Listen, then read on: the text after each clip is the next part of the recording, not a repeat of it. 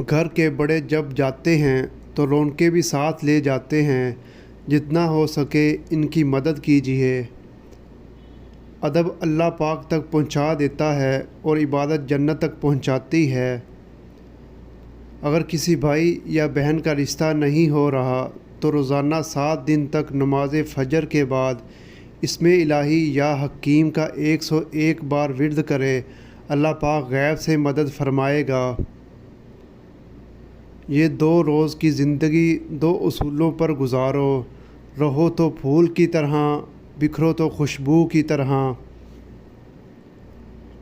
اگر کوئی تمہیں چھوڑ جائے یا تم سے منہ پھیر لے تو کبھی پریشان نہ ہونا، کیونکہ ممکن ہے کہ یہ تمہاری اس دعا کا نتیجہ ہو جو کبھی تم نے مانگی تھی کہ اے میرے اللہ، ہر اس چیز کو دور کر دے جو میرے حق میں بہتر نہیں ہے۔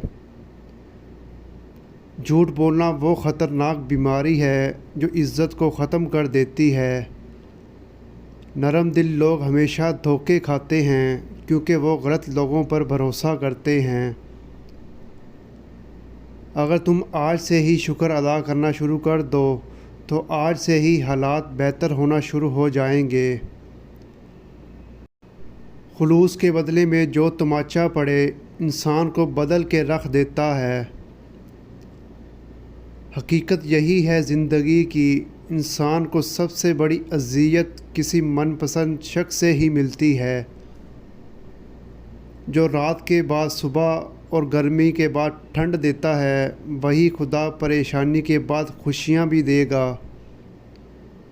اچھی نیت اور سوچ والوں کو سکون تلاش نہیں کرنا پڑتا، ان کے دل ہمیشہ نکھری ہوئی صبح کی طرح ہوتے ہیں اور وہ ہمیشہ پرسکون رہتے ہیں۔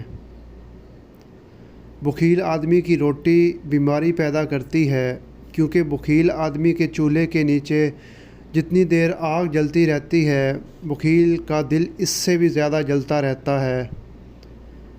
جب کوئی تمہارے دل کے دروازے پر دستک دے تو دل کا دروازہ فوراً مت کھولنا، کیونکہ کچھ لوگوں کی بچوں جیسی عادت ہوتی ہے، دستک دے کر بھاگ جاتے ہیں۔